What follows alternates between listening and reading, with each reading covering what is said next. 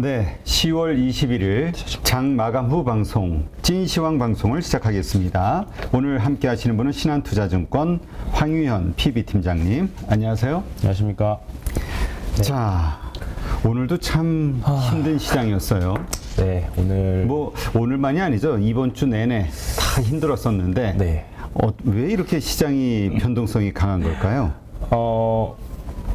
일단 제가 약간 진이 빠진다라는 느낌이 들면, 근데 저뿐만 아니라 이제 이 업계에 종사하시는 분들 마찬가지일 거예요. 대부분 진이 빠지고 전화통화 많이 하면 약간 체감적으로 이제 반등할 때가 됐구나라는 생각이 좀 들거든요. 그래서 좀만 더 버티면. 근데 지금 올해 그게 생각보다 좀 오래 많이 길어지고 있는 것 같아요. 그래서 저도 굉장히 아마 피곤해 보이시는 게 보이고, 아마 대표님도 지금 굉장히 피곤해 보이시거든요, 사실. 지금 아마 이번 주 증시, 특히나 이번 주의 변동성, 오늘 뭐 사실 지수는 사실 코스피 0.2%도 하락했어요. 그래요. 그러니까 이거는 오늘 지수만 봤을 때는 그냥 ETF만 가지고 있었다면, 레버리지든 뭐든 그냥 ETF 갖고 있었다면 뭐 그렇게 엄청 변동이 심하지는 않았을 겁니다.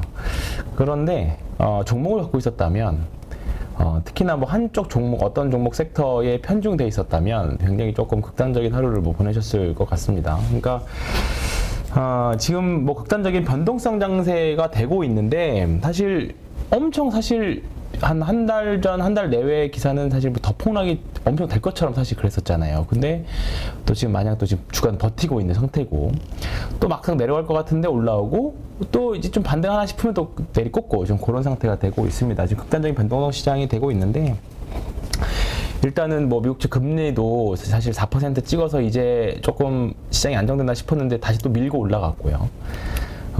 미국 국채 금리가 이제 11월 2일 날 이제 FOMC에서 금리를 올릴 건데, 일단 지금 시장에서 크게 상승론자들과 하락론자들이 대두되고 있는 거는, 금리는 이제 4% 또는 많이 올라가면 뭐 이제 5%까지도 보시는 분들도 있지만, 어쨌든 한 4.5 정도가 컨센이라고 하면, 금리가 올라갈 만큼 올라갔으니, 올라갔다. 이제 올라와 있는 상태죠. 이제 올라갈 거고. 그러면 지금부터 실적이 안 좋아질 거는 맞습니다. 그죠? 안 좋아질 건 맞아요. 그러면 실적이 안 좋아질 거니까 주가가 더 떨어질 거다라고 하시는 분들이 이제 하락론자인 거고, 반대로 주가 실적도 이제 금리도 올라갔고 실적이 앞으로 안 좋아질 건데 이미 그런 부분까지 다 반영한 게 지금 주가다라고 보시는 분들은 2200포인트 또는 조금 더 변동성이 나오면 뭐 2100 내외 정도, 지금 언저리, 그러니까 지금이 한 무릎 이하는 될 거다. 뭐 이제 상승론자라고 하시는 분들도 극단적인 뭐 반등보다는 이제 바닥을 다지는 과정 중에 있다. 이제 그 정도의 결로 말씀하시는 것 같아요. 일단은 그 정도의 의견이 지금 대립하고 있는 것 같습니다. 이제, 미국의 중간 선거도 있고, 그 다음에 이제 FOMC도 있고, 이제 그러고 나면, 전반적으로 방향성이 언제 나올까? 근데 이 방향성이라는 게 사실 아래로도 또 나올 수도 있거든요. 위로도 그렇죠. 나올 수도 있지만. 근데 지금은 저도 약간 아까 말씀드렸던 상승론자와 하락론자의 대결 구도에서 후자. 그러니까 지금이 무릎 이하의 어느 국면, 무릎 이하가 얼마나 길지는 모르겠습니다만, 지금 구간에서는 조금 버티는 게 맞다 이렇게 보고는 있는데, 아까 말씀드렸던 것처럼 의견이 지금 굉장히 대립되는 구간에서 한국 시장 특유의 아까 변동성이 왜 나올까에 대한 질문을 하셨잖아요. 그거는 지극히 그 물량들을 받아줄 수 없는 상황에서 외국인들이 파생 쪽에서 변동성을 주는 게 가장 큰 이유라고 일단은 생각을 하고 있습니다. 일단은 요거 보시면 신용잔고는 19조였던 게 지금 16조까지 줄어 있는 상태고요. 그리고 예탁금이 50조가 이제 완전히 깨져버렸어요. 예탁금이 50조가 깨져서 49조, 이제 지난 한 달 전만 해도 이제 50조를 깨내 만에 했다가 이제는 49조 때까지 내려와 있는 상태입니다. 근데 요거를 알 수 있는 게 뭐냐면, 최근에 이제 채권 열풍이라는 말씀들 많이 그렇죠. 들으셨을 거예요. 그러니까 저희 회사뿐만 아니라 대부분의 증권사들이 채권 또는 원금 보장과 관련된 상품들, 그리고 은행에만 가셔도 사실 6개월, 1년짜리 예금들 엄청 많이 사실 수요가 많이 늘었거든요. 그러니까 제 고객님들 중에서도 주식 그만하고 예금 가겠다, 또는 현금이 있었는데 이거를 채권을 매수를 할까 아니면 채권이나 예금을 할까 또는 주식을 살까 하다가도 지금 가만히 있어도 연 4에서 5 정도가 나오니까, 그 정도면 뭐 굳이 내 주식에 넣어가지고 리스크를 떠안고 전전긍긍하면서 오를지 안 오를지 모르고 주식 일단 사면 리스크 노출이 되는 거니까 그런 상태에 있는 것보다 그냥 확정 수익 받는 게 낫겠다 싶은 분들 최소한 단기채라도 그런 머니 무브가 이제 확실하게 좀 보일 정도거든요. 특히나 이제 제가 있는 PW 센터 같은 경우는 좀 자산가 분들이 많이 있다 보니까 그 금액이 사실 굵직굵직하게 빠져나가는 게 보일 정도입니다. 그러다 보니까 이게 주식이 되겠나 싶은 거죠. 이제 그런 부분들이 투자자 예탁금에 다 반영이 되겠죠. 그리고 우리가 사실 작년에 예탁금이 막 70조 넘었을 때 주가가 떨어지더라도 예탁금이 이 정도가 있는데 주가 떨어지지 않는다. 이 대기자금이다라는 분석들이 있었잖아요. 그렇죠. 근데 주가가 떨어지고 빠지면 사실 그 예탁자금이 주식을 산다는 보장은 사실 없었던 거거든요. 네, 그렇기 때문에 지금은 사실 이제 극단적인 공포 심리가 시장을 지배하고 있는 구간이기도 하고 그렇다 보니까 변동성이 나오는 구간. 거기다가 이제 최근에 보면 제가 타이틀을 극단적인 변동성 시간이 나가 떨어지는 건 개인이다라는 표현을 썼는데 오늘도 보시면 아시겠지만 개인, 외국인, 기관, 현물에서 보면 사실 크게 수급이 특징이 있지는 않았어요. 여기 보시면 이런 날 이렇게 매매 동향이 나온 게 사실 좀 굉장히 드문 것 같아요. 서로 1,000억 이상 매매를 하지 않았어요. 썸으로. 물론 썸 기준이지만 물론 특정 종목 오늘 전기전자 쪽, 2차전지 쪽은 좀 많이 사는 부분도 있긴 하지만 어찌 됐든 간에 한쪽으로 쏠림 없이 그냥 적당히 사고 적당히도 아니죠. 아주 그냥 소액으로 사고 팔고를 했죠. 근데 그에 반해서 선물은 매수가 굉장히 좀 많이 들어왔고 개인들은 오늘 풋옵션을 매수했고 개인들은 풋매도를 했습니다. 그러니까 지금 현물이 시장을 좌지우지하는 게 아니라 선물 가지고 또는 파생 쪽 가지고 더 크게는 이제 파생 쪽 옵션과 선물과 이런 자금들이 지금 지수를 계속 뒤흔든 구간이거든요. 근데 오늘 종합 주가 지수만 보더라도 이거 한 1분봉으로 봐볼까요? 1분봉을 보면 아시겠지만 이게 보시면 아시겠지만 엄청나게 변동성이 엄청 심하잖아요. 네, 장중의 변동성. 지수는 그냥 거의 고만고만한 데지만 이런 지수 변동성이면 결국은 떨어져 나가는 거는 개인들이에요. 그렇죠. 오늘도 결국 나갔던 개인들이에요. 이렇게 나가면 최근에 이거 한 5분봉으로 코스닥을 볼 것도 없습니다. 코스피도 요즘에 변동이 심하기 때문에 뭐 이런 날과 이런 날을 보면 이게 이런 날은 엄청 하락해서 시작해가지고 그대로 막 더 밑으로 내려갈 것 같았지만 또 막상 땡겨 올려버리고 그 다음 날은 엄청 좋을 것처럼 시작하지만 쭉 눌렀다가 다시 올렸다가 또 올라가니까 일정으로 딱 차익씩 이런 급락이 나와버려. 이런 변동성장이거든요. 그러니까 우리 이제 퐁당퐁당이라는 이제 말씀 이제 많이 아실 거예요. 요거 한번 지수 맞춰보겠다고 뭐 레버리지 샀다가 인버스 샀다가 실제로 저랑 같이 하신 분들 중에는 그렇게 하시는 분들도 있어요. 지금 거꾸로 타서 그러면 이게 잔고 녹는 것도 잔고 녹는 거지만 멘탈이 나가져 버리거든요. 그러면 더 이상 주식시장을 보기가 정말 꼴보기 싫어져 버리거든요. 예, 그런 상태가 지금 사실 되고 있는 거죠. 그리고 지금 현금이나 주식을 100% 갖고 있는 분들도 이런 변동성 시장에서 정말 지금 지치는 시장이거든요. 그래서 이런 시장이 당분간은 될 것 같다. 그래서 어쩔 수밖에 없는, 그러니까 한국 시장 특유의 약간 변동성을 유발할 수밖에 없는 중간자적인 시장도 있어요. 선물 옵션 거래대금 뭐 글로벌 1위이기도 하고 미국과 유럽 시장의 중간자적인 시장이기 때문에 약간 해지 기능 역할도 할 수 있는 시장이기 때문에 한국 시장, 한국 투자자, 국내 주식 투자자들이라면 어쩔 수 없이 겪어야 하는 숙명인데 그렇다 보니까 우리 예전에 사실 위클리 옵션 주간 옵션, 그러니까 목요일날 매주 만기되는 주간 옵션 신경 잘 안 썼거든요. 근데 요즘은 수요일날이나 목요일날 변동성이 더 크게 나오는 그런 것들도 같이 좀 있습니다. 그래서 과거처럼 주식시장이 엄청 막 뿜어내는 막 상승 그런 시장이 아니다 보니까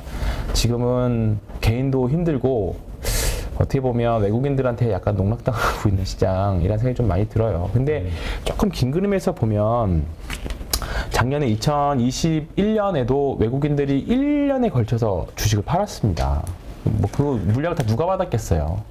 근데 지금은 반대로 개인 외국인들이 뭐 계속 순매수 기조 보인다 그런 기사도 많이 보셨잖아요. 이게 한 번에 확 사서 올라가지 않거든요. 매집 기간을 거치는 것처럼 작년에도 고점 수준에서 올렸다 내렸다 하면서 외국인들이 긴 시간에 걸쳐서 매도를 했어요. 그럼 올해도 반대로 긴 시간을 매수를 하겠죠. 그러다가 일정 부분 분명히 트리거가 나올 겁니다. 네, 트리거가 나오면 그때는 또 올라갈 시기가 올 테니까 그게 얼마나 더 빠졌다가 올라갈지는 모르겠습니다만 뭐 그 구간에는 사실 외국인들은 파생 시장에서 해지하면서 계속 따박따박 수익을 내고 있거든요. 그러니까 우리가 지금 긴 호흡으로 간다라고 하면 지금 구간에서는 당연히 잔고 보면 가슴 아픕니다. 저도 오늘도 이제 오기 전에 한 주식을 꽤 크게 10억 이상 단위로 하시는 분 있으신데 그분은 한 3년치 싸움 냈더니 플러스기는 한데 올해 수익을 거의 대부분 다 많이 반납을 하셨어요. 근데 보면 다 우량주예요. 하이닉스, 삼성전자부터 시작해서 쭉 다 우량주예요. 근데 자신도 안 망하니까 버티겠다. 맞다. 버티겠다라고 결국 그렇게 말씀하시더라고요. 그래서 지금 매도해봤자 달러 환상 코스피로 보면 뭐 지금 어떻게 지수대를 보느냐에 따라 다르지만 어떻게 해석하냐에 다르겠지만 뭐 극단적으로 보면 1,500포인트 우리가 그때 미국에 상장된 ETF로 해석을 하면 1,500포인트 정도로 볼 수 있거든요. 그러면 어제 그 윤지호 센터장님은 네. 그 1,200선까지도 보시던데. 네, 뭐 그거는 어떻게 적용하느냐에 따라 다르니까.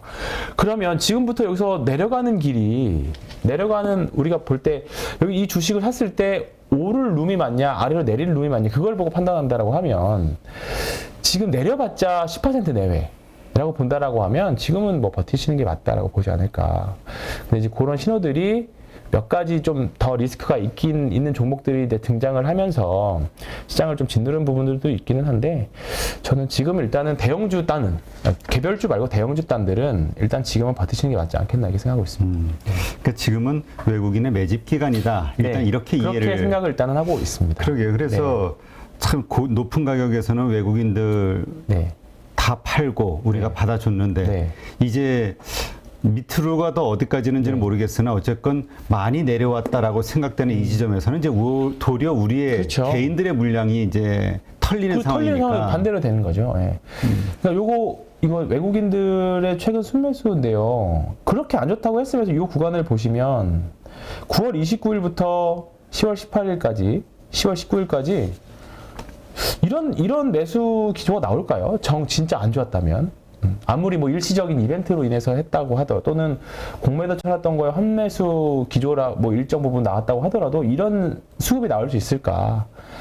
근데 과거에 보면 이런 수급이 이게 한 방에 왕창 사서 저는 이제 외국인이 한 현물로 한 1조 정도 딱 사주면 단기 랠리 좀 가능성이 있다고 보는데 그게 없어가지고 지금 자신 있게 주식을 못 사고 있는데 그거 나온다라고 하면 조금은 이제 그런 트리거가 좀 나와줘야겠죠. 근데 이런 흐름들은 1조 이상 사는 날 네, 하루에 데일리로 그때는 이제 뭔가 변곡점이다. 이런 변곡점이 있지 않을까. 근데 반대로 또 1조 판다는 거는 또 다르게 생각을 해봐야겠죠. 근데 일단은 이렇게 샀으면 또 팔기 위해서 사지 않았느냐 그렇게 말씀하실 수도 있지만 어쨌든 여러 가지 우려가 있는 속에서도 이렇게 샀다는 거는 뭐 당연히 큰 그림이 있지 않을까. 네. 근데 그 마침 요 방송 전에 네. 그 윤지호 센터장의 네.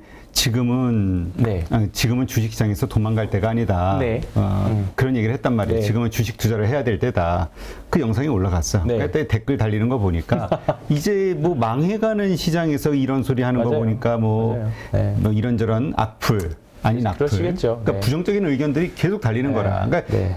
더 시장이 떨어질 거라고 확신하는 분들이 많다는 거죠. 그건 맞죠. 또 그렇게 생각하는 논리를 보면은 어쨌든 지금 뭐 그렇죠. 네. 세계 금융이 맞습니다. 어려운 거는 맞고 네. 연준에서는 올릴 생각이 없고 인플레이션은 잘 안 잡히는 것 같고 네. 금리 내릴 생각은 없고. 가끔 어떤 주가가 오를 수가 주가 상승이 어렵다라고 생각할 만한 논리나 근거는 또 충분하단 말이에요. 네. 그럼에도 불구하고 우리가 지금 주식 투자를 해야 되는 이유, 지금 아직 도망가면 네. 그러니까 팔면 안 되는 이유, 네. 뭐가 있을까? 팔면 안 되는 이유를 조금 막연하게 우리가 싸다. 네, 심플하게 그냥 과거 사례 이번에도 맞을지 안 맞을지 모르지만 요즘에 그나마 믿고 있는 제 논리를 하나 말씀을 드리면 자연스럽게 우리가 최근에 하이닉스 리포트를 하나 보면서 말씀을 드릴 건데요. 본다기보다는 최근에 하이닉스 리포트를 보니까 내년도 영업이익 추정치가 올해 대비 EPS 추정치가 몇 % 감익으로 한 리포트가 있었는지 아십니까? 그거는 모르겠는데 네. 적자까지 이야기가 네. 나와서 제가 적자보다 올해 영업이익 이제 제가 본 거는 이제 한 회사의 이제 리포트인데 올해보다 98% 줄을 거다. 감익이. 일반 개별주도 아니고 하이닉스가. 근데 50%줄 거라고 전망하는 리포트 증권사의 목표 주가도 13만 원. 98%줄 거라고 한 회사의 목표가도 13만 원. 참, 그게 신뢰를 못 얻는 거야. 신뢰를 못 얻긴 하겠죠. 그리고 그 아까 윤재 센터장님 말씀하셨지만 어떤 내용인지 뻔히 이해돼요. 그 댓글들이. 그리고 증권사 증권사 그러니까. 아닌 사람들은 무조건 주식하라 그러지 너네들이 먹고 살기 위해서. 그치. 근데 친구가 속 아니야? 근데 몇 번 말씀드렸지만 손님 계좌가 망가지면요. 저희도 뭐 어차피 그게 더 큰 스트레스예요. 더 큰 스트레스이기 때문에 무조건적으로 그렇게 본다라고. 근데 사실 뭐 작년에 주가 떨어진다고 전망했을 때 반대로 또 그렇게 나쁜 글 쓰셨던 분들도 있는데 그렇게 생각하시면 안 된다고 생각하고요. 자, 우리가 하이닉스부터 시작해서 삼성전자를 좀 볼 건데요. 근데 참 이 네. 반도체와 관련해서는 안 좋다라는 해도. 얘기는 계속 나오는데 외국인들은 특히 하이닉스 같은 경우는 계속 사모으고 있어. 삼성전자도 안 빠지고 계속 버티고는 있습니다. 근데 자, 요거 또 말씀드려야 될 것 같아요. 이제 이거 보시면 이제 제가 자주 보여드렸기 때문에 이제 조금 눈에 익으실 건데 내년도 영업이익 추정치가 올 초 60조 넘었다고 말씀드렸었잖아요. 근데 이제 반토막이 났어요. 거의 반토막. 조금 더 빠지면 이거 지난번에 왔을 때도 사실 40조 깨졌네요라고 했잖아요. 근데 지금 보면 이제 37조까지 떨어졌습니다. 근데 지금의 흐름이 요때하고 이제 직전 감익기, 감익 시즌이 여기거든요. 요때 2018년도에 2019년 삼성전자 이익 추정치는 60조가 그때도 넘었었습니다. 근데 막상 까보니까 27조가 나왔고, 근데 삼성전자는 이게 감익기에 들어갔던 2019년도의 주가를 보면 이거 주봉이거든요. 오히려 주가는 2018년도에 사상 최고치를 기록했던 2018년도의 주가는 크게 급락을 했고, 그 다음에 사상 그러니까 2018년 대비 주가가 반토막 났던 19년도에는 오히려 살살 올라가죠. 이런 식으로 올라가죠. 그리고 나서 올라가는 척하다 코로나 맞고 쭉 빠졌다가 이제 2020년도에 이제 코로나 유동성을 겪으면서 주가 빠졌는데 지금도 저는 조금 이런 한 1년 정도 선행한다라고 보면 주가가 그래서 제가 앞서 말씀드렸던 거에 후자라고 말씀을 드리는 게 뭐냐면 후자라고 말씀드리는 게 뭐냐면 지금은 이런 부분들을 반영해서 주가가 먼저 빠진 거다. 안 좋은 걸 예상해서. 지금 애널리스트들이 이제 추세적으로 앞다퉈서 영업이익 추정치를 하향을 떨어뜨리고 있어요. 그럼에도 불구하고 주가가 지금 최근에 주가 흐름들을 보면 버티고 있거든요. 이제 더 이상 이제 변동성은 좀 있지만 버티고는 있습니다. 그러니까 이런 부분 봤을 때 결국은 경기 민감주기도 하고 지금 우리가 국채 투자하는 거하고 똑같습니다. 결국은 지금 우리나라 10년물 국채 투자하면 대부분 4점 후반 나오거든요. 4점 후반. 근데 어떤 국채들은 사실 은행 정기예금보다 수익률이 낮은 것도 있어요. 네, 만기 기간에 따라서 은행 예금하고 비교해 봤을 때. 그럼에도 불구하고 지금 국채를 투자하시는 분들의 이유가 뭐냐면 내년은 몰라도 내후년이나 내후후년 2024년에 2025년 가면 분명히 금리 인하기가 올 거다라고 생각을 하는 거예요. 네, 어차피 금리는 사이클이니까. 그리고 고금리 정책을 계속 지속을 할 수가 없는 게 그 인플레 잡으려고 고금리 가다가도 그러니까 금리를 높게 유지하다 보면 이제 인플레는 자연스럽게 잡히겠죠, 언젠가는.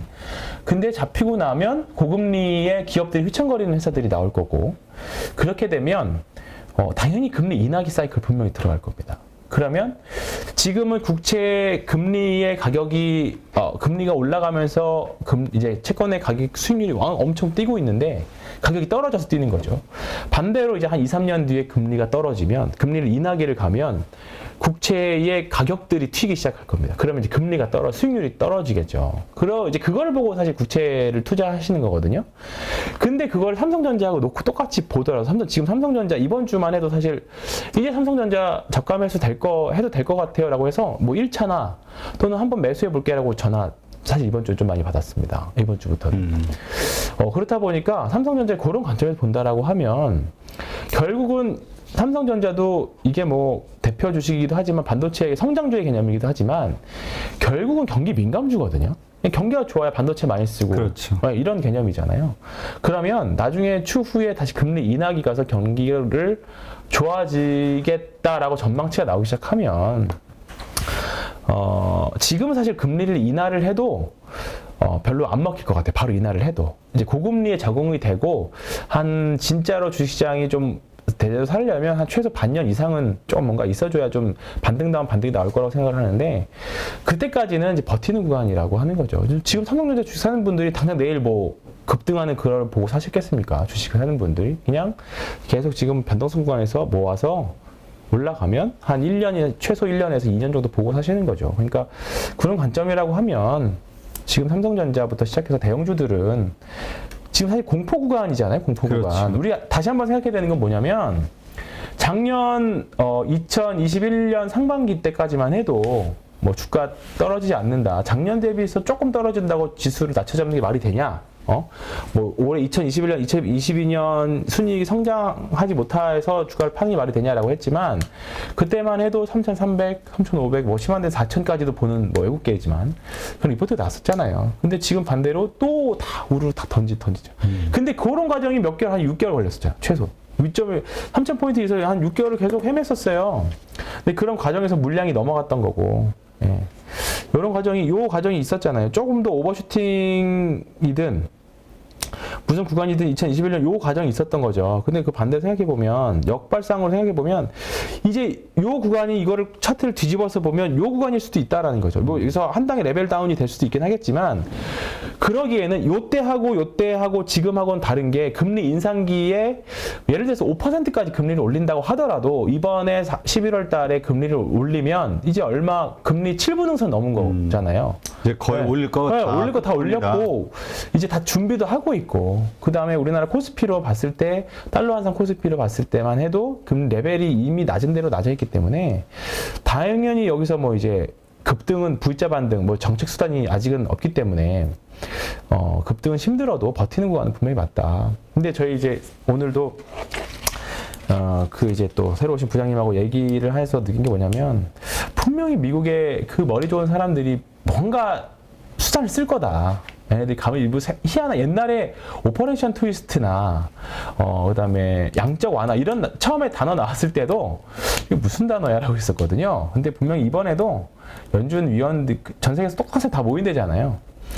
제 머리로는 감히 상상할 수 없는 뭔가를 준비하고 있지 않을까. 예, 뭔가 그 인플레도 살리고 뭐 지금은 너무나도 확고해서 그 부분들 좀 무서운 부분들은 당연히 있습니다만 경기도 부양하면서 이제 인플레도 잡을 수 있는 좀 시간이 걸리겠지만 그런 부분들이 좀 약간 막연한 희망회로를 좀 돌려봅니다. 네. 예. 뭐 그거 말고는 지금 기도할 없죠. 거밖에 기도 없으니까. 지금 사실 기도밖에 못 하죠. 그래요. 근데 어쨌든 그런 것 같아요. 많은 분들의 의견을 네. 보면은 여기서 얼마가 더 밀릴지는 모르겠으나 네. 어쨌건 지금은 맞아요. 사 나가야 될 구간 아니냐라고 보는 분들이 많은 것 같은데 사진 않아도 버티는 구간. 이게 있는 분들은 네. 버티는 거고. 네. 근데 한편으로 또 그런 생각하시는 분도 있어요. 뭐냐면 내가 바닥 지점에서 확인하고 네. 그때 하는 게 더 안전하지 않겠냐. 근데 바닥을 어떻게 알까요? 근데 다들 알 거, 그러니까 더 많이 네. 빠질 거라고 보는 거죠. 그러니까 근데 하여튼 우리 예상대로 된 적이 시장이 별로 없어서. 없어요. 금리도 예상대로 된 적 없습니다. 네, 절대로. 그러니까 왜냐면 금리 인상 처음 할 때 종립금리 얼마라고 해서 2.7이라고 했잖아요. 2.75.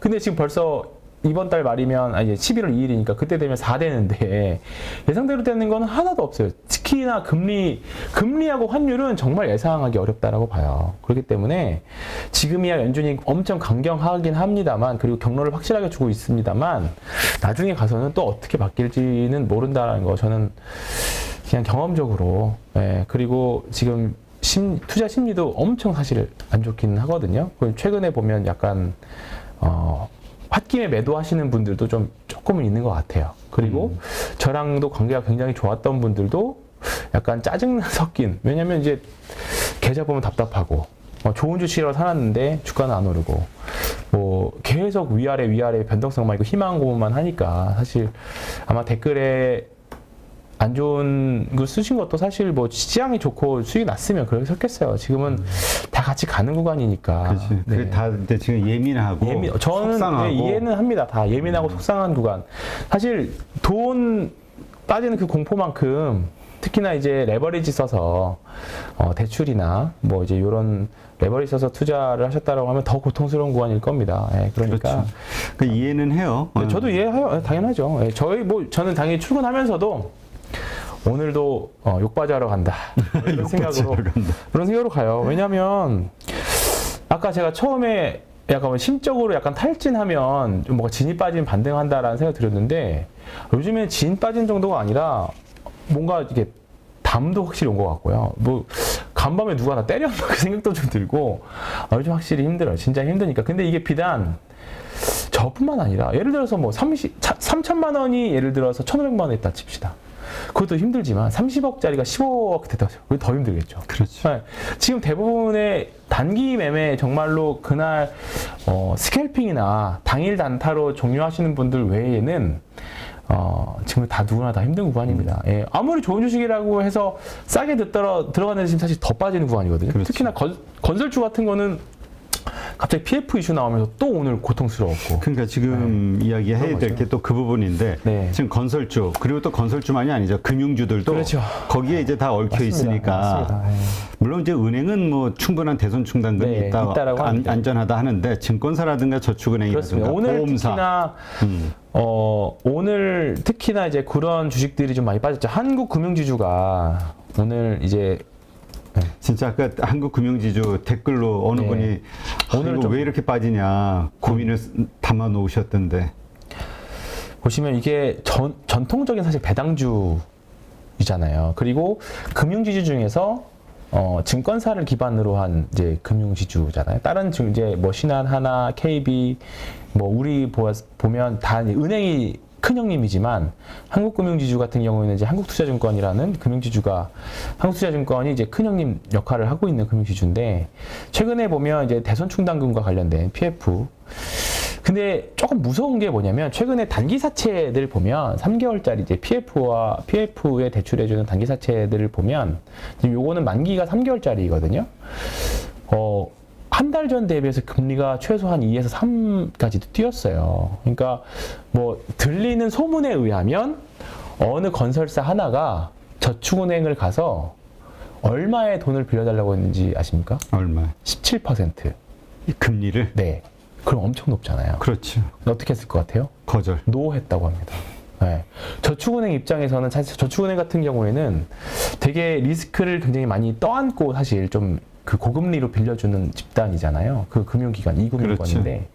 그럼에도 불구하고 지금 그걸 노했다라는 거는 이쪽 상태에 이제 리스크 관리에 들어간 거죠. 이게 안 된다라는 개념보다 리스크 관리를 하고 들어가는 거예요. 이제 4대 금융지주들은 작년부터 사실 관리를 해왔고 최근 들어서 증권사들이 이제 부랴부랴 또 몇몇 증권사들은 막 선제적으로 조절했다고 하는데 그런 이제 우발 채무들과 관련된 뉴스들이 이제 좀 약간 불안 심리를 하다 보니까 그리고 최근에 이제 아파트 집값도 많이 떨어지잖아요. 그렇다 보니까 건설사들 주가 그다음에 왜 금융지주들이 안 좋냐면 여기에 다 매입 확약이 되어 있거든요. 그러니까 예를 들어서 그 PF가 안 돼서 건설사들이 돈을 납입을 못했을 경우에 증권사들이 그 돈을 대신 갚아주게끔 되어 있어요. 그렇다 보니까 건설사들이 만세를 불러버리면 나 돈 없어 해버리면 네. 그러면 그 돈을 누가 막아줘야 되냐면 이제 증권사들이 막아줘야 되는 거죠. 근데 이제 한국금융지주, 뭐 메리츠, 뭐 그다음에 이제 또 중소 몇 개 증권사들이 다 이렇게 되어 있습니다. 그렇다 보니까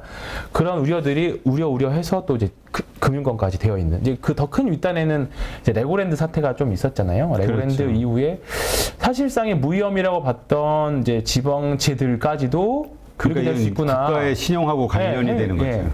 이제 부랴부랴 이제 정부에서 나서서 이제 불을 끄려고 하지만 거기서 나온 결국은 신뢰가 깨진 거잖아요. 신뢰가 깨지다 보니 이렇게 된 거죠. 근데 또 이렇게 생각하신 분들도 있어요. 경험 있으신 분들은 이제 02년도에 제가 예전에 한번 카드 사태 금리 올리려는 게 옛날 여전체들 금리 오르는 게 카드 사태 떠오른다라고 제가 한 달 전에 말씀드렸던 것 같은데 그때 역발상으로 단기간에 큰 수익이 나기도 했었거든요.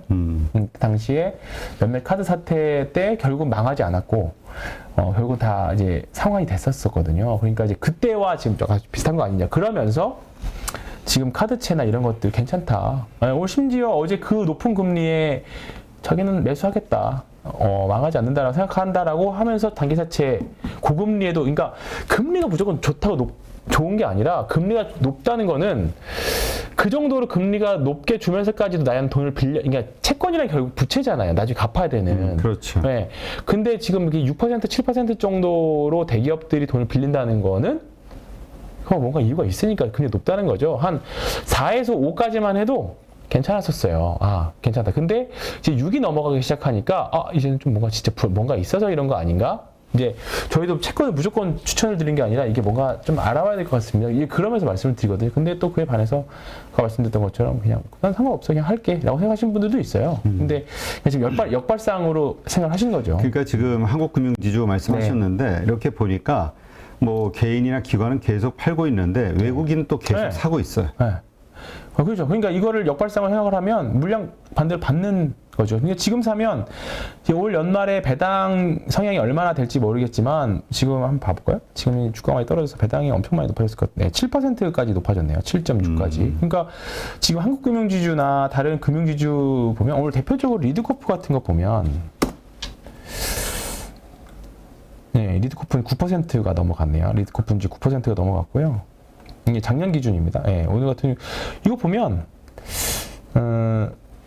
이런 게 어떻게 보면 단기 타점이 될 수도 있기는 한데. 근데 물론 이거는 이제 말씀하신 대로 작년 실적을 기반으로 했을 때니까. 작년 배당 성향 했을 지금 리스크로 떠오르는 거는 어떤 터졌을 때 이익이 확 줄을 수 있고 그러면 배당은 확 줄을 수 있는 거니까. 그렇죠, 물론. 근데 이런 현대건설 이런 것들 다 마찬가지입니다. 지금 그리고 이런 어제 공시가 좀 약간 특이한 공시가 하나 있었죠. 이거 좀 쉽지 않은 공시인데요. 여기 보시면 봐보겠습니다. 특수 관계인에 대한 자금 대여, 돈 빌려준 거잖아요. 롯데케미칼이 롯데건설한테 5천억 빌려준 겁니다. 롯데건설이 조금 아까 말씀드린 단기사채와 관련된 경쟁을 겪으니까 빌려준 거죠.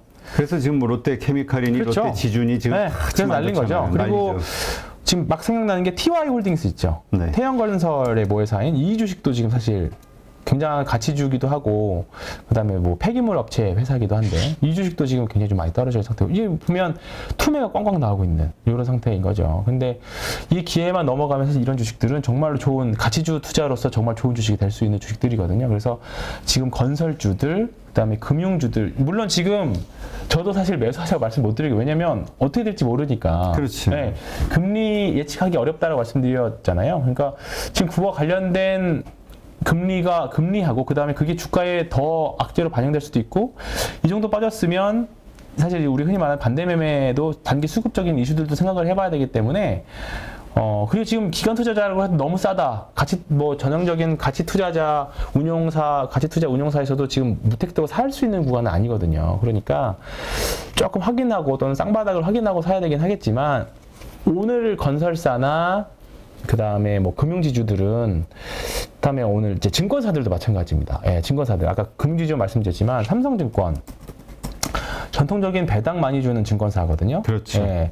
물론 이제 지금 보시면 올해 영업이익 추정치가 툭툭 떨어져요. 어제 작년 대비 반토막이긴 합니다만 증권사들은 대부분 자산을 채권으로 많이 갖고 있거든요. 그러면 이제 금리가 올라가면 평가 금액이 떨어지겠죠. 요거는 이렇게 이거를 보시면 돼요. ETF 중에 국채 예를 들어서 봅시다.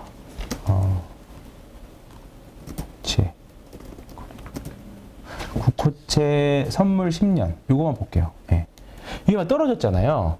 이게 가격은 채권 가격이랑 연동되어 있는 건데 지금 채권의 가격이 이렇게만큼 떨어졌다라는 거죠. 수익률은 올랐지만 가격은 떨어지고 있는 구간이거든요. 그러니까 가격이 떨어지니까 수익률이 오르는 구간이에요.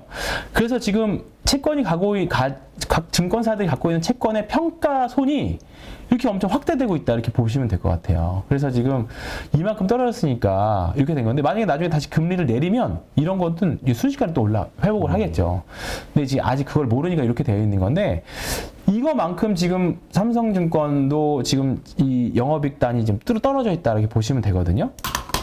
그러니까 지금 증권사들도 아마 3분기 실적, 4분기 실적 아마 좀 쉽지 않을 겁니다. 근데 장기적으로 보면 증권주는 결국 얘네도 사이클 산업이고 나중에 또 금리가 정상화됐을 경우에는 정말 좋은 격이 될 것 같거든요. 그러니까 지금 예를 들어서 제 고객님 중에 삼성증권을 꽤 많이 갖고 계신 분이 있어요. 배당주로.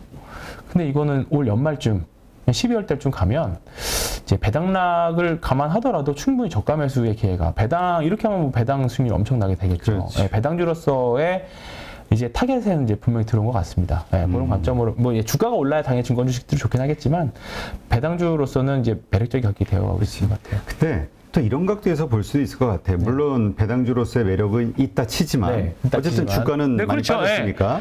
근데 여기만 빠졌냐는 거지. 그렇죠. 다 빠졌잖아요. 네, 네, 네. 그렇다면 이것이 다시 반등의 어떤 시점이 왔을 때 내가 들고 있는 이게 최선일까? 맞아요. 네. 그거와 관련해서는 성장주를 선호하는 분들은 그건 역시 맞아요. 주식은 성장주로 해야지라고 하는 분들도 있으니까. 저도 그렇게 생각합니다. 그러니까 이거는 약간 연말 연초 전략 정도로 보시면 저는 좋을 것 같다는 생각이고요. 배당이나 근데 약간 지금은 왜냐면 좀 약간 특이한 상황이긴 해요.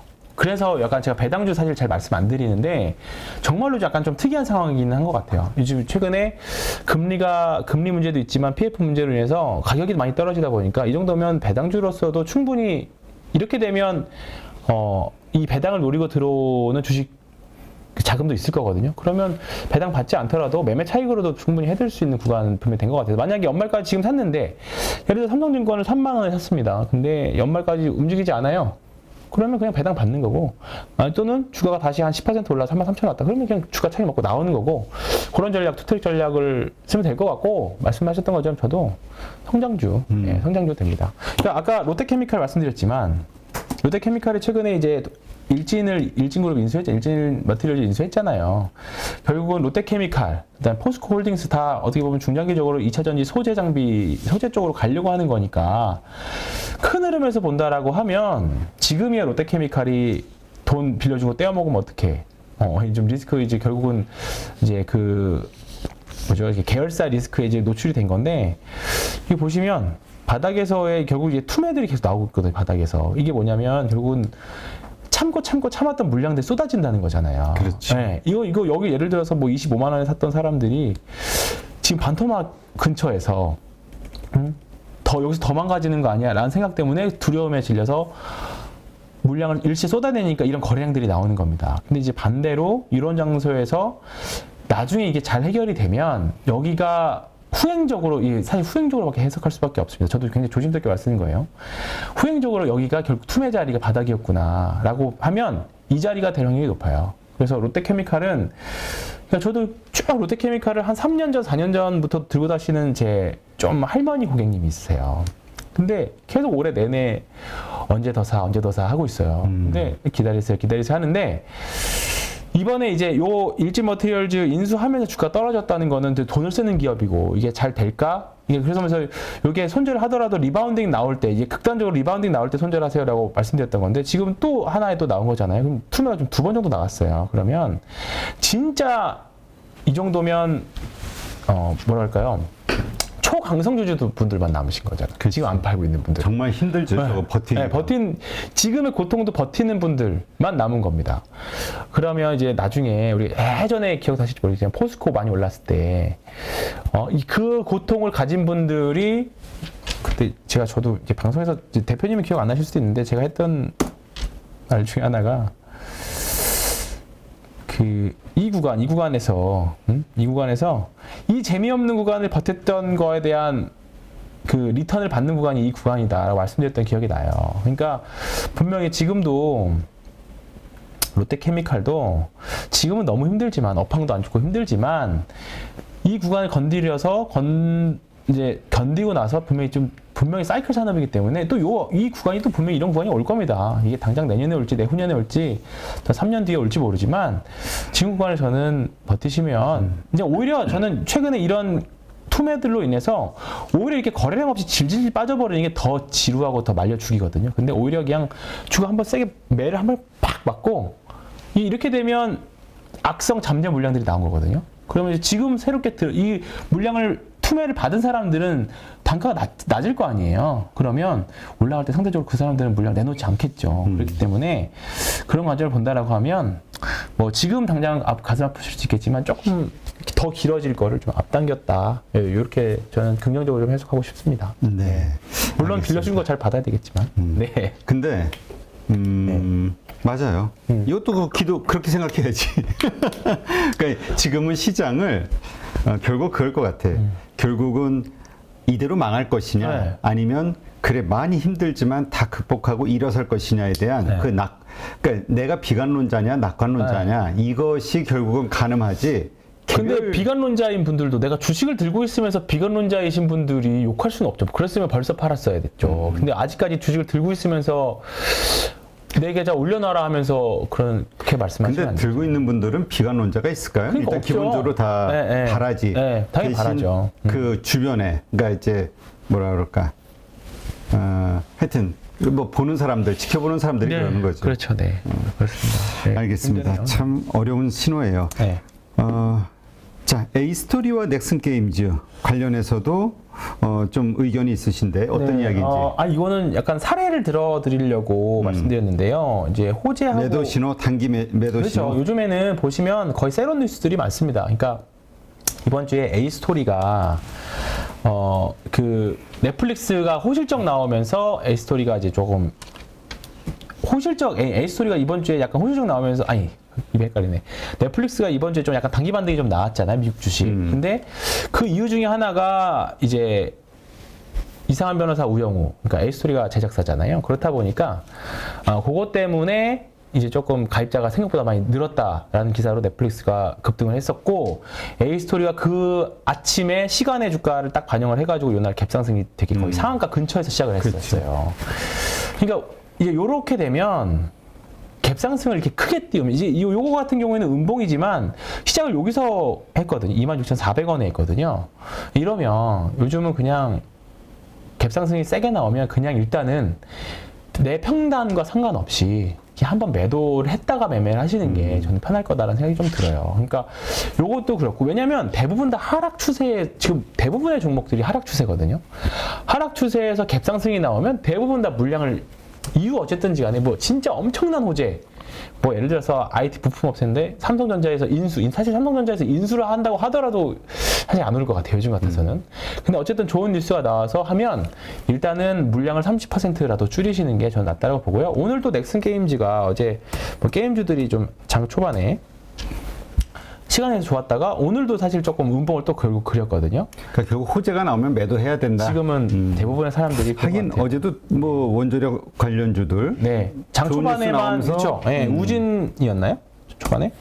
네, 우진도 아니 뭐 두산도 그렇고 에너빌리티도 그렇고 네. 다른 주들 보면은 네. 어제는 올랐는데 오늘은 또 그만큼 쫙 빠지니까. 빠졌죠. 네, 그러니까 그 지금은 추세적으로 뭔가 쫙쫙 뻗어내기가 올해 상반기하고는 확실히 좀 다릅니다. 왜냐하면 종목들이 기간 조정을 거치다가 다 거기서 힘을 버티지 못하고 다 한 단계 지금 한 단계 레벨 다운되어 있는 상태거든요. 그러면 윗레벨의 하단이 대부분 다 저항이 되어 있는 상태예요. 그렇다 보니까 그 물량들을 해소하는 과정이 다 필요한 거죠. 그 비단 대형주, 중소주 상관없습니다. 그러니까 그나마 이제 뚫고 올라가는 것 중에 뭐 하나솔루션이나 그다음에 삼성바이오로직스나 그다음에 오늘 삼성 SDI나 몇 개 상승 추세를 유지하는 종목들 외에는 이평선이 역별, 그러니까 장기평선 아래에 있는 종목들은 일단은 뭔가 단기 호재로 인해서 반등이 나오거나 또는 단기 저항선에 건드리면 좀 상승을 하면 일정 부분 한 매도를 했다가 하시는 게 좋지 않을까, 좀 그렇게 생각을 해가지고 에이스토리하고 넥슨게임즈를 오늘 사례로 들어봤던 거고요. 하나솔루션, 저를 이제 황가라고 부르시는 이제 그분은 이제 아직도 환가죠? 아닙니다. 아 그래? 왜? 요즘에 매매가 좀 잘 됐어요. 아 그래? 네. 네, 요 최근에 하나솔루션 요거 이제 상승 요 2개 다 먹었고, 거의 뭐 꽤 많은 나이도 많은 회장님이신데, 다 이틀짜리네 뭐. 네, 그러니까 요즘 다 요래요. 다 요래요. 근데 저랑 성향이 잘 맞아서 그런지는 몰라도 딱딱 그 구간 매매만 딱 하시거든요. 근데 그분은 이제 기존은 줄이자예요. 기존은 줄이자. 먹으면 줄이자. 오늘 대해서 삼성 SDI 어땠을 것 같아요? 오늘 또 굉장히 많이 줄였어요. 오늘 같은 날. 시초가부터 분할로 줄이고. 네. 그리고 오늘 반대로 떨어진 게, 매수한 거는 말씀드리면 안 되겠다. 오늘 상대적으로 대형주, 그분은 상위 대형주 10개 정도만 하거든요. 지금 뭐 삼성전자부터 시작해서, 뭐 삼바, 뭐 여러 가지 SDI, LG화학, 에너지솔루션 뭐 이런 거만. 근데 양봉에서 절대 안 사고 떨어진 것만 분할. 그러다가 올라가면 또 팔고. 왜냐면 최근에 변동성 장세니까 딱 맞았던 거죠, 사실. 액수가 되시는 분들은 그거 가지고도 짭짤할 네. 거예요. 그러니까 하루에 그러니까 그날은 손실 볼 수 있어요. 근데 한 2, 3일 정도 보면, 2, 3일 정도 상관을 보면 한 2, 3일 분할 매수해서 2, 3일 분할 매도하고, 이런 식으로. 이런 식의 전략이 사실 근데 왜 이 말씀 드리냐면, 우리가 변동성이 중소형주가 되게 클 거라고 생각을 하지만, 오늘 보시면 삼성 했을 때 6% 나왔거든요. 맞아요. 그리고 예전에 삼성 바이오로직스도 이날 변동성 크게 나잖아요. 이날도 3%, 이날은 7%, 6% 이렇게 나오니까 지금은 대형주도 충분히 변동성이 나옵니다. 변동성이 나오니까 굳이 어려운 주식 해가지고 소외대 하지 마시고 시가총 코스닥 1, 2위 에코프로비엠, LNF, 셀트리온만 가지고 사실 매매해도 충분하고 시가총액 우리나라 3위 삼성전자 사실 너무 크지만 하이닉스부터 시가총액 한 12위 정도까지 최대 한 20위 정도까지만 해도 그 안에서의 매매해도 그러니까 음봉인 날 분할 매수, 양봉인 날 매도하고 이런 식의 전략만 해도 한번 연습해 보시는 것도 좋을 것 같아요. 지금 뭐 어쨌든 종목들 추세적으로 뻗어나가는 구간이 아니니까. 그렇죠. 네. 이것이 우리가 조금 더 길게 가져갈 만한 장으로 바뀌는 트리거랄까? 제대로 된 그 상승장은 언제쯤 시작이 될까요? 장이요? 그걸 알면 뭐. 그렇긴 한데 제가 예전에 저희 회사 수석 애널리스트 이제 신입사원 때 강의 때 배운 내용은 뭐냐면 상승은 천천히 오래 가지만 하락은 짧고 굵게 온다였거든요. 근데 생각해보면 우리가 서프라임 직전에도 천천히 올라가다가 세게 한번 2위에 어쨌든 그냥 빵 맞았고 그 다음에 한 상승 이렇게 뭐 2018년에도 한 2014년 15년부터 쭉 올라가다가 2018년 2위 어쨌든 그냥 빵 맞았고 이번에도 마찬가지라고 보거든요. 세게 빵 맞은 구간. 근데 약간 좀 특이하게 이번에 한 1년, 2년에 걸쳐서 지금 하락이 있기 때문에 최근에 이런 모든 논리들이 다 지금 통하지 않는 것 같긴 한데 저는 이 정도 됐으면 버티기 구간인 것 같아요. 네, 버티기 구간은 맞다. 최소한 여기서 떠나진 않는다. 이게 제가 증권사 직원이라서 그런 게 절대 아닙니다. 아니 그래서 오늘 제목을 살아남아요 우리 이렇게 잡았는데 네, 살아남기만 하면 됩니다. 어떻게 그러니까 버티면은 살아남는다? 그죠. 그냥 지금은 레버리지 쓰면 또는 내가 지수를 마치겠다라고 접근을 하면 그리고 내가 함부로 바닥과 고점 또는 내가 바닥을 예측. 그러니까 지금 예를 들어서 더 떨어질 거라고 생각하는 분들은 바닥이 한 번 더 남았다를 생각하는 건데 그것조차 사실 예측이잖아요. 그걸 모르니까 그냥 겸허하게 그냥 약간 관망자적인 관점에서 바라보시면서 일단 천천히. 그러니까 지금 왜냐하면 다 조급해서 그래요. 그래요. 네, 조급한 게 제일 커요. 왜냐하면 불안하니까. 그러니까 그동안 뭐 벌었든 또는 뭐 최근에 2020년, 21년에 벌었든 소됐든 간에 다 손실이 큰 상황인데 그거를 다 지금 만회하고 싶은 마음들이 강한 거죠. 그렇다 보니까 굿버스나 레버리지를 당연히 될 수밖에 없는 거고 지수 투자하시는 분들은 또 아니면 신용이나 대출을 써서 하시는 건데 지금 결국은 이 변동성 시장에 항상 갈리는 건 개인이었어요. 갈린다는 표현이 좀 잔인하지만 이 시장에서 남아나지 못하는 건 항상 개인이었습니다. 그러니까 외국인들이 이런 변동시장 요즘에 사실 제가 좀 단기적으로 뭐 어떤 표현을 썼냐면 풋놀이라고 하거든요.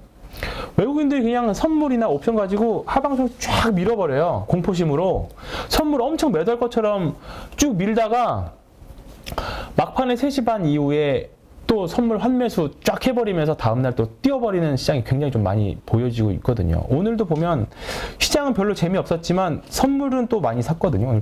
막판에 어떻게 됐나 볼까요? 4,500개.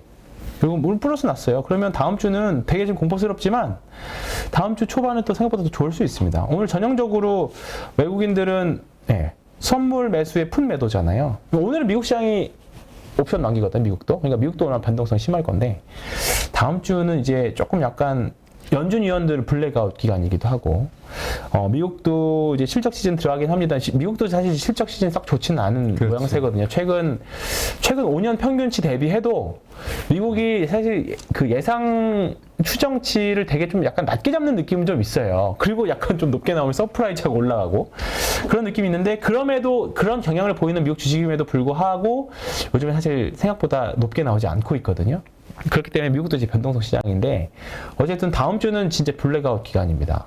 그러면 다음 주는 이제 개별 종목들 모멘텀 가지고 움직일 건데 지금 구간에서는 어쨌든 내가 가지고 있는 종목들이 실적이 잘 나오든 어떤 이슈로 인해서 뜨든지 간에 한번 뜨면 팔고 내려가면 사고 하여튼 오늘 그런 과정입니다. 그런 과정. 네. 오늘 시장도 참 힘들 게 미국 시장이 아침에 스냅 실적 발표 이후 26%가 급락을 네. 해버려가지고 지금 뭐 보니까 시간의 1%. 거래에서 26% 마이너스니까. 네, 나스닥 선물은 한 1% 정도 마무리인데, 근데 뭐 이걸 예상할 수 없는 게 우리 지지난주에도 뭐죠? 지금 나스닥 5시 한 6시 됐을 때 나스닥 한 1%네요 했는데 막상 까보니까 다음날 폭락 나왔고 뭐 그런 케이스 많습니다. 근데 또 그 반대되는 케이스가 없으리라는 보장은 없으니까요. 너무 대하지 마시고요. 제가 이따 오후에 시간이 되면 또 실시간 채팅에서 그래요. 참 들어와서 네. 보면서 또 말씀도 드리겠습니다. 의견들 좀 많이들 궁금해하시고 또 불안해하시니까 오늘의 주제는 황 팀장이 아까 한 거 이렇게 잡으면 되겠네. 외국인에게 농락당하는 한국 증시. 네, 그죠? 살아남아요, 우리. 네. 근데 이거는 진짜 요즘에 약간 투자자들이 그러기 상태인 것 같아요. 그렇다 보니까 약간 내려놔 버리니까 완전히 지금 외국인 투자자들이 가지고 놀고 있다라는 표현이 딱 맞습니다. 네, 그게 맞아요. 되게 안타까워요. 완전 이렇게... 그냥 돈을 그리고 많이 쓰지도 않아요. 요즘에 조금만 가지고 돈을 위아래로 흔들어 버리면 알아서 물량 다 내놔 버리고 하니까 외국인들이 완전 거의 뭐 지금 한국 증시를 가지고 놀고 있다. 네, 보고 있습니다. 그래요. 참 슬픈 얘기인데, 네, 물론 원인에 대해서 다르게 생각하실 수도 있는데, 어쨌건 외국인의 파생 거래, 이것으로 인해서 시장의 변동성 커지고 거기에 휘둘리는 우리 개인 투자자들이 많다는 건 사실이니까. 네, 하여튼 살아남아요, 꼭 우리. 네, 지금 머리가 막 어질어질하네요, 저도. 네, 하여튼 어떻게 살아남을 수 있을지. 네, 계속해서 함께 고민하고 답을 찾기 위해서 노력하시죠. 네, 알겠습니다. 네, 우리 황 팀장이 황가에서 황 팀장이 되는 날을 위해서 또 옵니다. 네, 그날이 꼭 올 거라 믿습니다. 자, 오늘 늦게까지 수고해 주신 우리 황유현 팀장님 수고 많았습니다. 네, 고맙습니다. 네, 가족 여러분, 내일 토요일이죠. 토요일 저녁 8시는 김민수 대표, 착즙 김민수 대표의 주간 찐시황이 준비되어 있고요. 일요일 저녁 8시에는 키맨 민재기 팀장의 찐시황이 준비되어 있으니까요. 그날 또 실시간 채팅 하시면서 함께 이 의견 나누도록 하시죠. 오늘 정말 고생 많으셨습니다. 김종수 저자님 2021년도에 13억이라고 어떻게 그렇게 볼 수 있었을까요? 저도 단타나 초단타, 장기 투자도 다 해봤는데 제 성향상 그 세 부분은 다 실패했었고요. 주식 투자는 이게 평생 할 수 있는 직업입니다. 주식 투자를 그렇게 오래 하려면 무엇보다도 다른 사람한테 종목 이런 거를 의뢰하거나 추천받아서 하면은 오랫동안 할 수가 없습니다. 스스로 혼자 할 수 있는 그런 능력을 배워야겠다. 그래서 누구나 1시간 안에 200개 종목에서 좋은 종목을 고를 수 있는 그런 능력을 배양할 수 있도록 제가 도와드리려고 그렇게 하고 있습니다. 네, 이번에 8.15 머니톡에서 8.15 캠퍼스라는 교육 프로그램을 준비했습니다. 이제까지 방송을 하면서 느낀 게 너무 투자에 대해서 잘 모르면서 시작하시는 분들, 그리고 준비가 되지 않으신 분들, 그럼에도 불구하고 큰 돈으로 실전에 들어가서 돈을 잃는 분들이 너무 많다는 것을 알게 됐습니다. 이러한 분들, 다시 한번 체계적으로 주식에 대해서, 투자에 대해서 공부하고 지금까지는 돈을 잃었더라도 앞으로는 자신만의 어떤 투자 원칙을 세우고 돈을 벌 수 있는 그러한 계기를 만들고 싶어서 8.15 캠퍼스를 준비했습니다. 한국 주식시장에 맞는 투자법과 관련해서 단기 매매 혹은 초단타, 장기 투자 혹은 스윙 여러 가지의 방식들이 있는데요. 어떤 것이 옳다 그르다 판단하기는 좀 어려울 것 같습니다. 결국은 그 투자를 하는 사람의 성향이 어떤지 그리고 그 자금의 성격이 어떤지에 따라서 가장 본인에게 적합한 투자 방식을 찾는 게 필요하지 않을까. 그러기 위해서는 먼저 이러한 다양한 투자법들에 대해서 알아야지만 나에게 맞는 투자법이 무엇인지를 판단할 수 있지 않을까 생각을 합니다. 이론적이 아닌 실제 투자에서 큰 수익을 내신 분들, 자신만의 어떤 기법 혹은 투자 노하우를 가지신 분들을 첫 번째 대상으로 삼았습니다. 물론 그분들이 가지고 있는 투자 방식은 장기 투자일 수도 있고 스윙일 수도 있고 단기 매매일 수도 있는데요. 각 분야에 정말 특화된 어떤 실적을 가지신 찐 투자자, 찐 고수라고 볼 수 있는 분들, 이러한 분들을 선택했습니다. 그리고 전체적인 주식시장에 대한 이해, 그리고 투자자들의 심리, 특히 한국 주식시장의 데이터들을 훤히 알고 있는 거시적 관점으로도 시장을 바라볼 수 있는 애널리스트, 이코노미스트들도 8.15 캠퍼스와 함께합니다. 이번 8.15 캠퍼스에서 첫 번째로 준비한 교육 프로그램은 2021년 시장 정말 힘들었습니다. 많은 분들이 공감하실 텐데요. 그 시장에서도 매달 1억 이상의 수익을 올리신 13억 이상의 수익을 낸 찐 고수시죠. 단기 매매로 그러한 수익을 내신 분입니다. 이분의 특징은 자신만의 원칙으로 종목을 발굴하는 기법을 가지고 계시다는 거죠. 이분의 교육은 단기 매매를 통해서 수익을 내고자 하시는 분, 그리고 현재 그렇게 투자를 하고 있지만 손해를 보고 있으신 분들, 이런 분들이 자신만의 단기 매매 투자 원칙을 확립하는 데 큰 도움이 되지 않을까 생각합니다. 네, 요즘 우리 김정수 저자님 인기가 아주 커지고 있는데요. 네. 댓글 보니까 깡통 형님으로 불리시더라고요. 예. 어떻게 인기 체감하고 있으신가요? 아, 예. 저도 뭐 댓글도 보고 전화도 여러 번 많이 받았습니다만은 제 책을 그 10번 이상 읽었고 유튜브를 뭐 몇 번씩 보셨다는 분들도 계셔가지고 무려 그 200만 횟수가 넘어갔고 오늘자로 보니까 230만 횟수를 돌파했습니다. 그리고 제가 다니는 헬스장까지 찾아오셔가지고 자기를 제자로 받아달라 뭐 이러신 분까지 계셔가지고 예, 한편으로는 당황스러웠고 한편으로는 고마웠습니다. 네. 이번에 교육 과정을 만드시죠? 네, 네. 가지고 계신 그 투자의 노하우를 네. 정말 제대로 전달하기 위해서 네, 네. 좋은 프로그램을 만드는데 네, 네. 이유가 특별히 있으실까요? 아, 이게 주식 투자는 이게 평생 할 수 있는 직업입니다. 지금 워런 버핏도 90살이 넘으셔도 왕성하게 활동을 하고 계십니다. 그 주식 투자는 마우스만 클릭할 수 있는 힘이 있으면 누구든지 나이가 100세가 넘어서도 할 수 있고 우리 젊은 사람 기준으로 봤을 때는 앞으로 최소한 뭐 3, 40년 이상, 50년 이상 할 수 있기 때문에 주식 투자를 그렇게 오래 하려면 무엇보다도 다른 사람한테 종목 이런 거를 의뢰하거나 추천받아서 하면은 오랫동안 할 수가 없습니다. 스스로 혼자 할 수 있는 그런 능력을 배워야 됩니다. 그래서 스스로 할 수 있는 능력을 배워가도록 그렇게 책을 썼고 또 유튜브에서도 여러 번 이제 나와서 했는데 그것만으로 조금 부족하고 디테일한 부분을 자세히 설명 못하는 부분들이 있어갖고 제가 이 프로그램을 끝까지 성실하게 이수하시면은 누구나 1시간 안에 좋은 종목을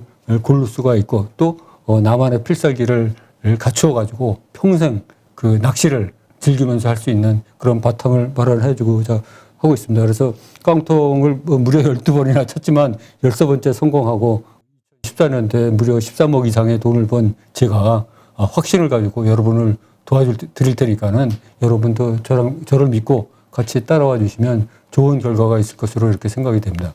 이 교육 과정을 통해서 그 교육 과정을 수료하는 분들에게 꼭 이거 하나만큼은 꼭 가르쳐 주고 싶다, 도움을 주고 싶다 하는 게 있다면 뭐가 있을까요? 아, 그럼 물론 이제 제가 하루에 200개 종목을 12분의 1차로 이렇게 고를 수 있다고 여러 번 말씀드렸는데 이 프로그램을 이제 성실하게 잘 이수하고 공부하신 분들은 누구나 1시간 안에 200개 종목에서 좋은 종목을 고를 수 있는 그런 능력을 배양할 수 있도록 그렇게 프로그램을 짜고 제가 도와드리려고 그렇게 하고 있습니다. 한국 주식시장에서 장기 투자로 돈을 벌기는 쉽지 않다 이런 얘기 하시는 분도 있고요. 네네. 또 단기 투자 혹은 네. 단타를 통해서 돈을 벌기는 더더욱 쉽지 않다 네네. 이렇게 생각하시는 분들도 있거든요. 네네. 그런데 우리 김종수 저자님은 단기 매매를 통해서 네네. 수익을 내신 거잖아요. 네네, 13억을 그렇습니다. 보신 건데 네네.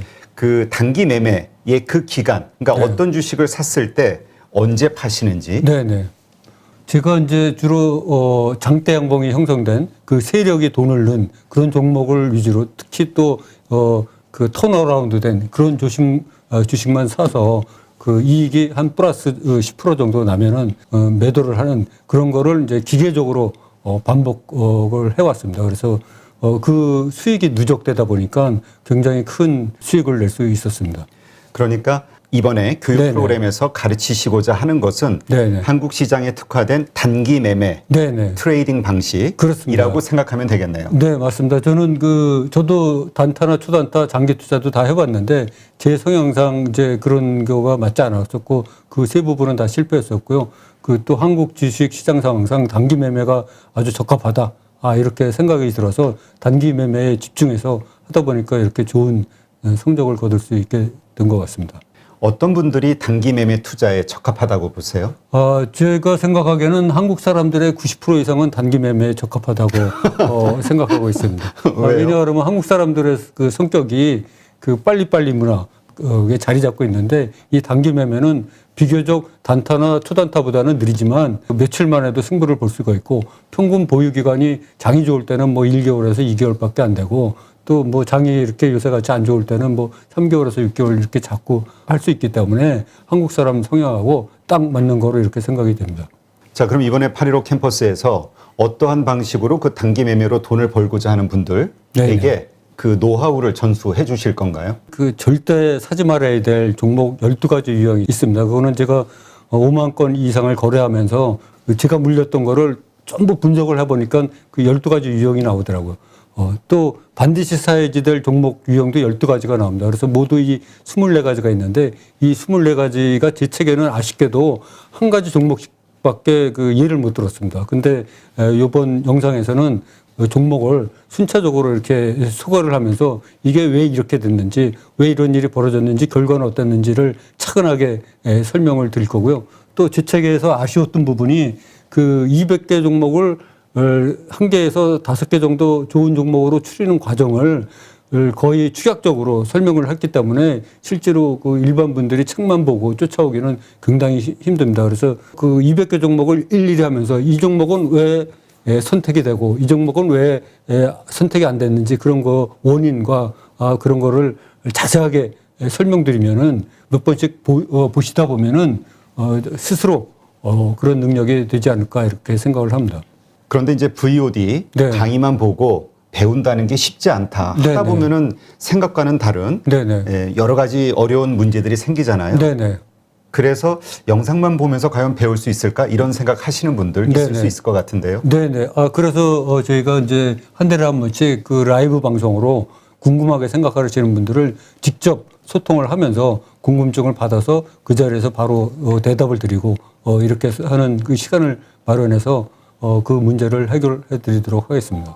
8.15 캠퍼스를 통해서 평생 활용할 수 있는 종목 선정 방법을 여러분께 알려드리도록 하겠습니다. 그거 내 특급 비밀인데. 아니, 내가 이 공개 방송이라 갖고 수익률을 제대로 얘기를 못 하는데 이제 유튜브에 나서도 그래서 내가 뭐 한 20% 30% 이상 그렇다 그러는데 사실 내가 며칠 전에 계산해 보니까 작년에 이제 그 수익률을 따져 보니까 한 70% 이상 벌었더라고요. 그러니까 작년 상반기는 사실 수익률이 100% 이상이었어.